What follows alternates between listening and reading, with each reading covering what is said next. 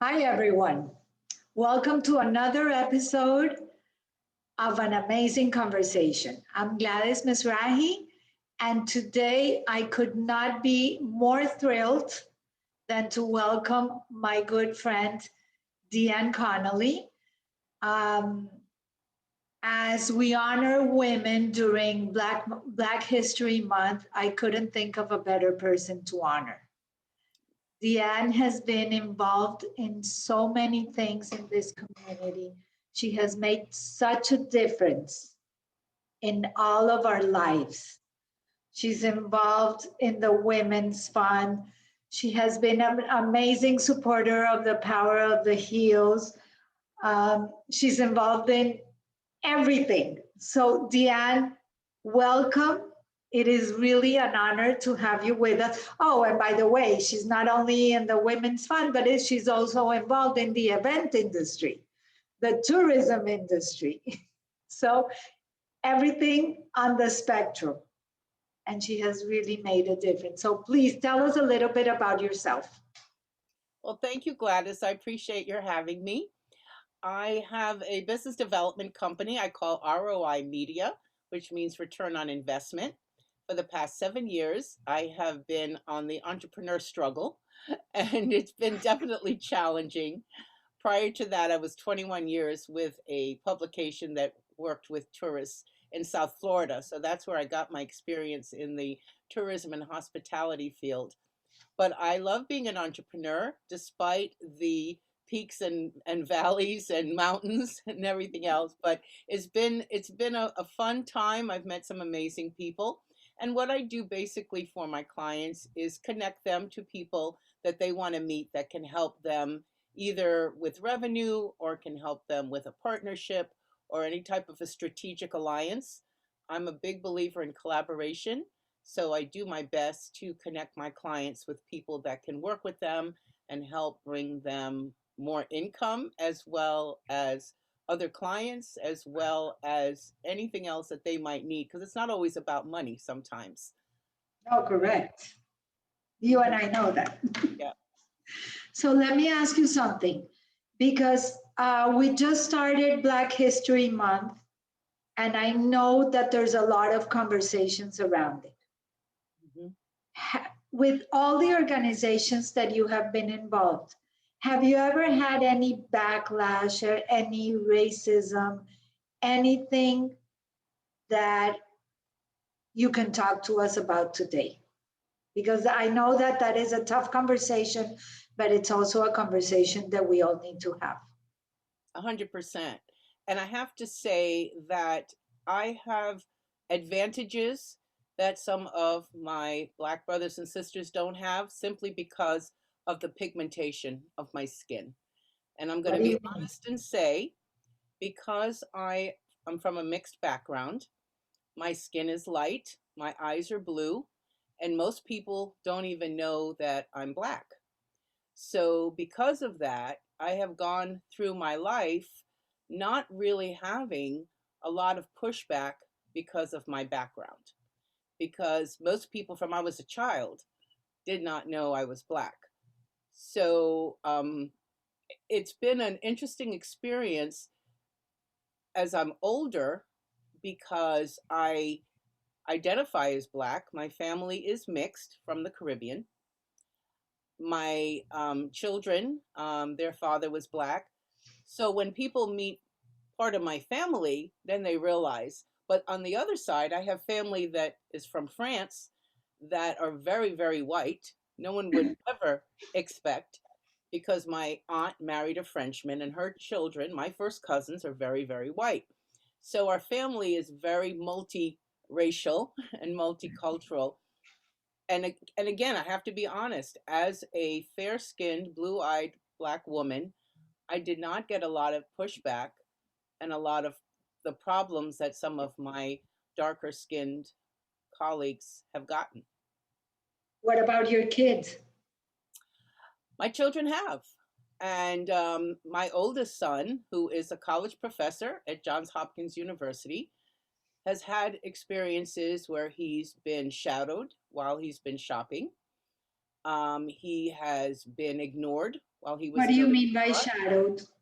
as if he was going to be a shoplifter, a Oh black my God. man. Yeah, Okay. as a black man, he has run into that, and my daughter-in-law as well. And they're both professionals. They're both college professors, and they have had that experience because they're dark.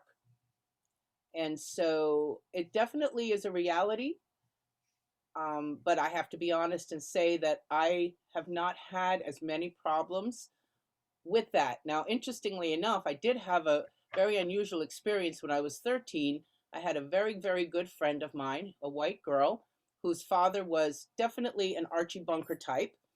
And I had been to their house many times, had slept over, but he did not know I was black. And my girlfriend, in a way of rebelling, she was attracted to black men. And at the time, she had a black boyfriend who would call her on the phone, and her father would get extremely angry. And this particular day, he knew she was talking to him, and he started ranting and raving about mixing the races and how horrible that is. And he turned to me, I think I was about 13 at the time, and he says, "Well, what do you think about that? White and black shouldn't be mixing together." And in my naivete, I turned and smiled and laughed, and I said, "Well, I think that's great. I'm the result of interracial marriages." And his eyes got big. He started shaking because he suddenly realized this black girl has been in my home all this time, sleeping and eating, and he started screaming at me, get out!" Screaming at the top of his lungs. And I thought it was hysterical. I thought it was funny. And I just picked up my stuff and started to walk out. My girlfriend came running out of the room. "Why did you tell him? Why did you tell him?" Because we were best friends. And I could never again enter her house after that day. But that was Even if they knew you before, exactly. not even if they knew you as a person, that didn't matter. It was only It they didn't, found out that you had mixed blood. yes. That little drop, That however is big so it is. sad. Yeah, it was sad for him, and I was sad for my girlfriend.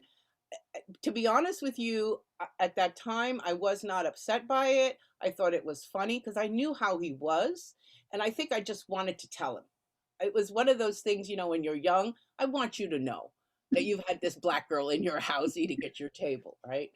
But that was really, to be honest, the only time that I really had a serious racial issue. So I've been, That ruined your friendship. it did not. It Oh, did I'm not. sorry. Yeah. As a matter of fact, even to this day, she reached out to me not too long ago. We stayed friends. Oh, I'm so glad. Yes. So let me ask you something else. I know that you have just been appointed by the mayor of Miami Beach to the new Miami Beach Black Affairs Advisory Committee. Yes. And Yes. it's a new committee, so tell us about that. Oh, I'm so excited about that because the city of Miami Beach, as we know, has had their share of issues with racial issues, and um, and so last year, when a lot of stuff was happening, the city commission decided they wanted to form a Black Affairs Advisory Committee that would help to advise the city on issues related to minorities, to Black and Brown people. And so I was very, very excited that Mayor Dan Gelber felt that I would be a good person for that committee, even though I don't live in Miami Beach. I do have an office there, I do work there. I've been very involved in the Miami Beach Chamber for almost 20 years. So I'm vested. The committees are very strict about appointing people that are really vested in the community. So, fortunately, the rest of the commission felt that I was a good pick. They did have to vote on me. And so I was unanimously appointed. And I'm really looking forward to it. There's some amazing people on the committee along with me. And the purpose, I believe, that the impact that we will have will be policies as well as initiatives and programming that we can help bring to the beach. I'm My not sure God. yet what it's going to look like. We haven't even had our first meeting, And I actually don't even think a press release has gone out yet about the members of the committee. So this is breaking news, Gladys. Okay, I'm glad that There has not been an official announcement yet, but one will come out soon. So we're really this is something new. So we are the guinea pigs, so to speak, and I'm looking forward to seeing what we can do to have an impact on Miami Beach to make it more equitable. So one of the things we're going to look at also are the businesses on Miami Beach that are Black owned, and how can we help bring more businesses to Miami Beach, as well as have the existing ones get more business from the city, whether it be public-private partnerships or some type of government contract. But we want to be able to also have an economic impact on the minority businesses as well. but minority, we're also talking Women. women-owned business. Right, that's true. And to be honest, I believe that this Black Affairs, because of just the name, is really going to be focusing on Black and brown owned businesses. But I have an affinity for women, so that will be my personal also to see how we can also help women and Black women. Are there even is there a Black owned business on Miami Beach? I'm not sure. By a woman, a Black owned woman business. I'm not sure, but we're going to find out, and we're actually looking to collect that data also, so we know what we're working with.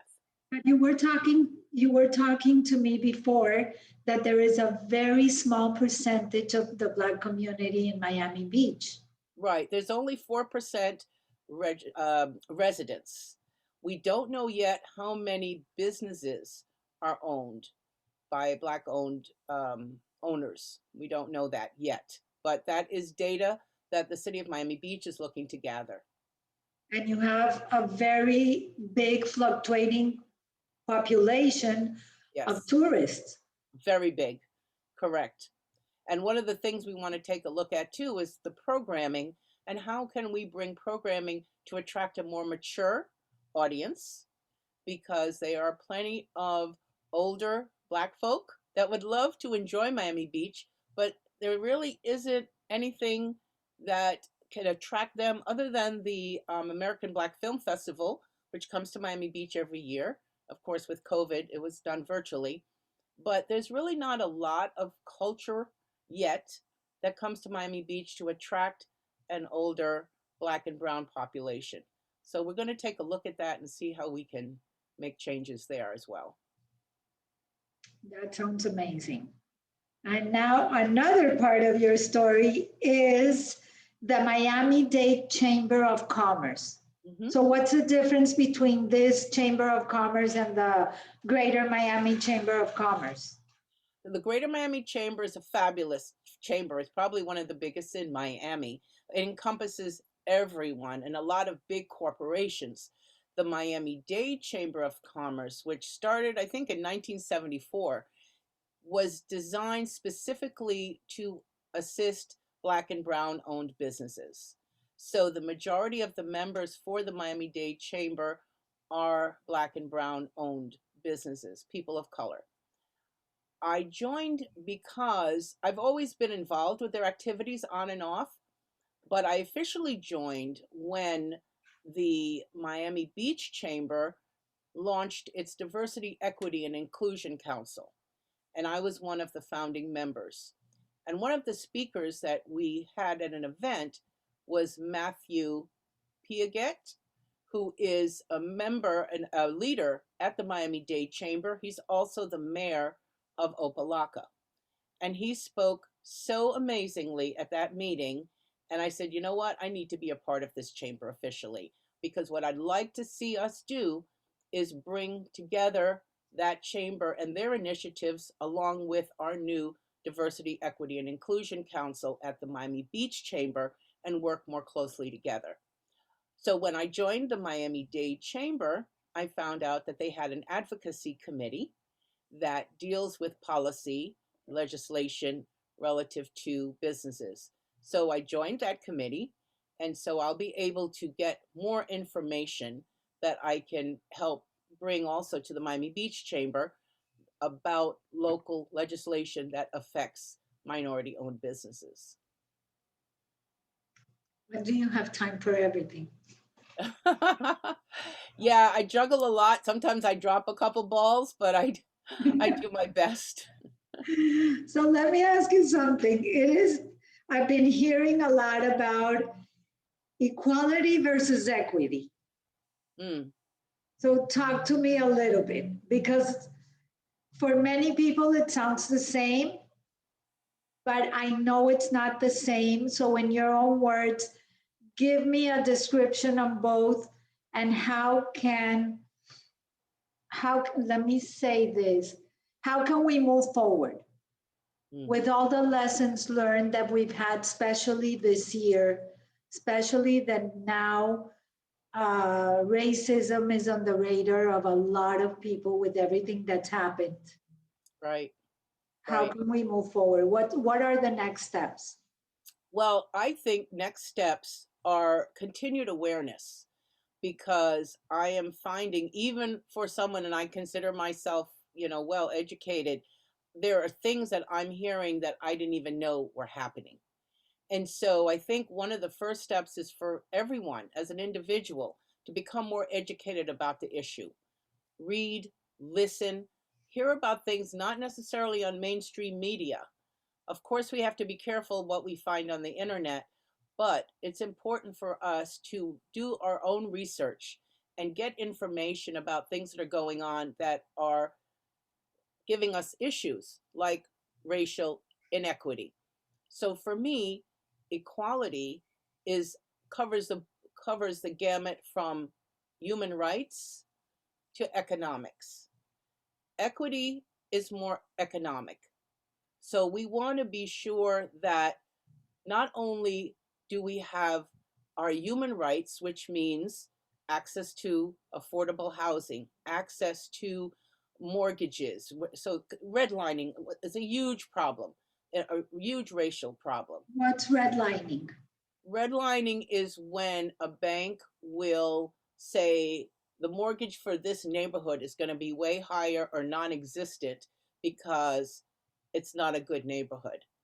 And it can be disguised as a blighted neighborhood, but invariably there's mostly black and brown people living in that neighborhood.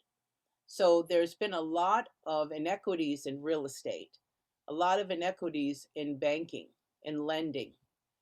um, Even if the person has all the credentials, the tax, the tax receipts, the income, everything.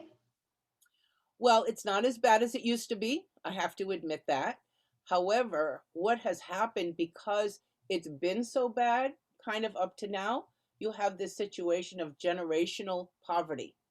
Like you have generational wealth, you have generational poverty. And so, one of the things that when I get upset when people talk about affirmative action being reverse discrimination, no, we're just trying to level the playing field so that we can start at the same place because we've been way behind the eighth ball for a long, long, long, long, long time. We need to get up to the same starting point so that we have an equal chance. Now, of course, you have people, and I'll even say my own son, who's a college professor at Johns Hopkins, he beat the odds because he went to a local university. He didn't have the greatest education there, but he got a scholarship to University of Chicago. When he got there, everyone was up here. He had to struggle to get to that point, and he did. He made it. Not everybody has that strong perseverance. You always have the good, poor boy makes good story or poor girl makes good story. And that's great. And I applaud anyone that can do that. But the reality is, there are some people that need that extra help, that need that extra push because they do come from way behind. So if we're able to do that, and as a people, we can become more equitable. We can be more supported in our own ambitions. I heard this morning a very nice analogy on explaining exactly that. That there are four people trying to look at a baseball game from a fence. And one of them is short, the other one is a little taller, the other one is a little heavier. And so they gave the four of them a bench, the same size, everything. They stepped on the bench, but what happened? The taller guy became a little taller. Maybe he was able to look at the baseball game better. The shorter guy, even with the bench, was not able to look because even though if he stepped up, the fence was higher than what he needed. So, really, what equity meant is that each one needs the bench according to the size that they are. So Exactly. the small one needs a bench a little higher, and the tall guy needs a bench a little smaller. Or not at all. Oh, not at Might not all. need at Like all. my mother used to say, I will help my kids in the capacity that they need the most at the time that they need it. Your mother was a very wise woman. Because it is not an equal moment for everyone. One needs help at one time, the other one may not need help at one time. And that was something that I learned. Yeah, very true. So, DeAnne, I know that I can sit down and talk to you forever and ever and ever, but our time is over. Already? We're running out of time My already. goodness. Oh my goodness. So thank you so, so much. It's always I my hope pleasure. that you make things happen with everything that you envision and you keep on bringing what you bring to our community because Thank you're you. really a champion for all of us. Thank you, Gladys. I appreciate that. I want to add that, all of us can do our own thing. It's, some of us can do more than others, but everyone can do something. And I want to encourage your listeners to please educate themselves on this issue of equity and equality, because it is so important. And our young people that are coming, that are growing up in this turmoil, it's especially important to teach our young children the importance of treating people fairly, no matter what our skin color, no matter how light or dark we are, whether we have brown eyes or blue eyes.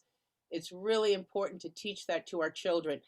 We might not be able to tell our grandparents or our parents that are kind of entrenched in this society, in this caste system. By the way, I do want to recommend reading the book Caste, The Origins of Our Discontent by Isabel Wilkerson. I'm reading it now, and it really sheds a lot of light on how we got to this point, how the caste system has been in our society for hundreds of years, from India to the United States to Germany. So it's not anything unique to us by any stretch of the No, imagination, but correct.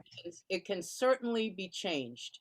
And so I want to encourage all of us to do whatever we can in whatever small way or big way to But make I that think change. it all comes, as you said, by educating ourselves and educating the families. Because look at what you educated with your son. He's Mm, now a professor, he made it against all odds. yeah, And that's what we need to educate, that it's not that we're giving you things, but if you don't want to receive it, you cannot do anything. right. No, you have to put your part on the other end. Yep, yep, So it's not only swimming, because all of us have had to swim against the current.